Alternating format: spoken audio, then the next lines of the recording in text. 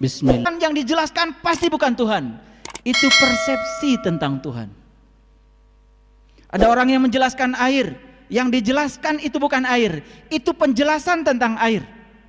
Ada orang menjelaskan udara, yang dijelaskan bukan udara, itu persepsi dia tentang udara.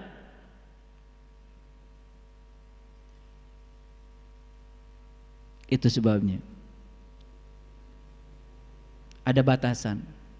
Tafakkaru fi khalqillah wala tafakkaru fi zatillah. Pikirkan apa yang diciptakan Allah, tapi jangan coba-coba memikirkan zat Allah. Karena tidak bisa dipikirkan, tidak bisa diterangkan, berarti zatnya hanya bisa dialami dan dirasakan, bebas dari segala analisis intelektual. Itu yang disebut dengan pengalaman spiritual. Ini yang akan membuka rahasia segala rahasia. Ini akan membuka segala kemandegan pemahaman kita dalam spiritual. Baik, kita lanjutkan. Kembali masih pada ayat ini. Maka ketika aku telah menyempurnakan penciptaannya, aku tiupkan ruhku ke dalamnya. Maka tunduklah kamu kepadanya dengan bersujud. Tugas kita, sujudkan tubuh kita, sujudkan pikiran kita pada ruhku, pada diri sejati kita sendiri, bagian dari diri kesemestaan yang Allah titipkan dalam diri kita. Itu yang sering disebut jiwa, yang disebut dengan ruh, dan itu yang pertama harus kita kenali. Bagaimana caranya? Tentu saja sangat mudah kalau kita bisa berguru kepada yang tahu. Sangat sulit kalau berguru kepada yang tidak tahu. Belajar berenang sama orang yang tidak bisa berenang, kita hanya akan dijelaskan cara berenang di kelas.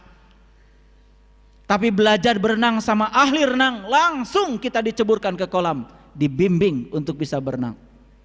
Nah, kebanyakan kita puas baca buku renang. Ada banjir repot.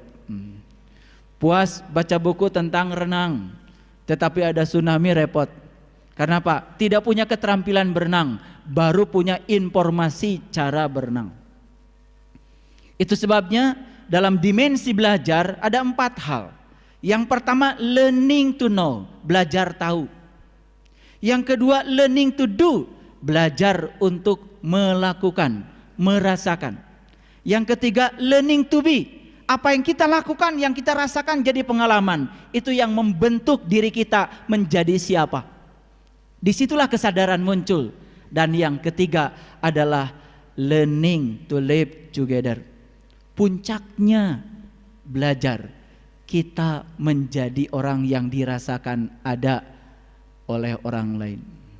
Makanya mengukur kehidupan sangat mudah.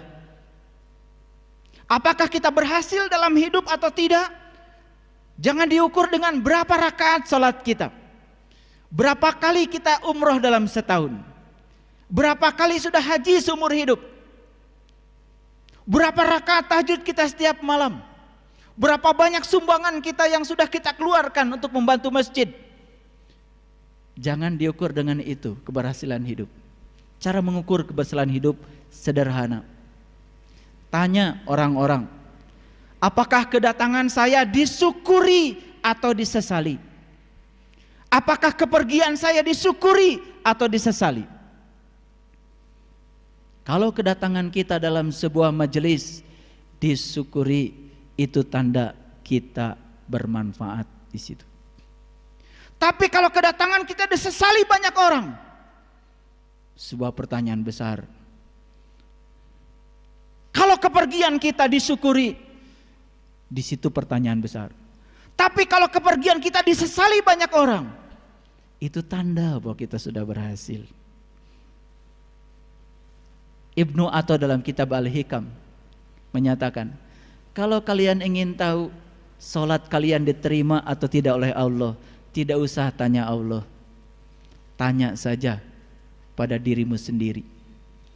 Perilaku apa yang sudah berubah setelah sholat? Kesadaran mana yang sudah meningkat ketika sudah sholat? Tanya saudara-saudara kita, nyaman gak bersama kita setelah sholat? Kalau habis sholat malah wajahnya tambah serem, orang lain tambah takut, bahkan menebarkan kebencian dan kekerasan atas nama Tuhan dan agama. Disitulah tanda bahwa sholat kita belum diakhiri dengan salam.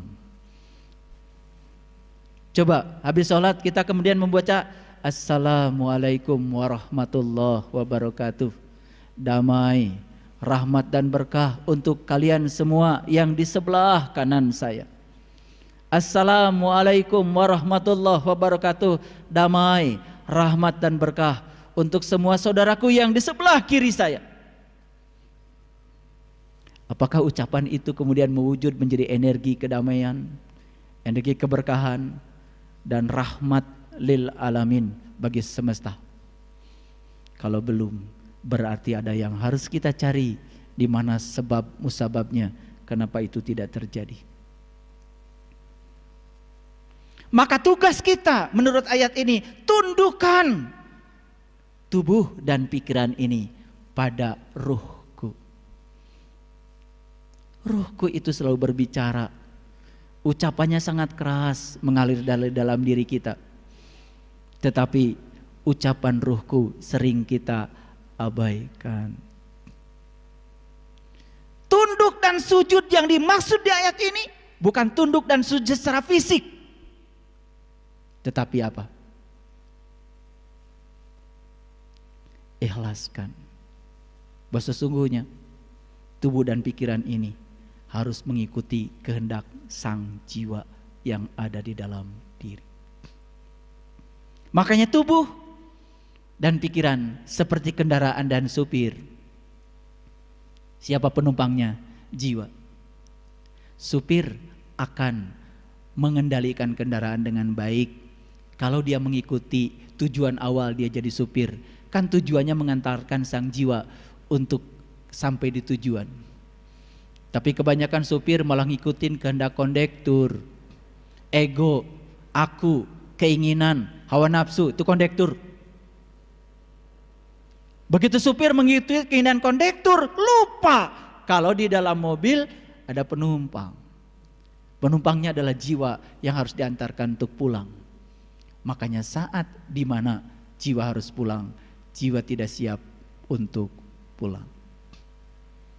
Dalam tradisi Jawa tadi ada Mas Kumambang, ada Mijil, ada Sinom, ada Kinanti, Asmarandana, Dandanggula, Gambuh, Dandanggula, terus sampai Pucung.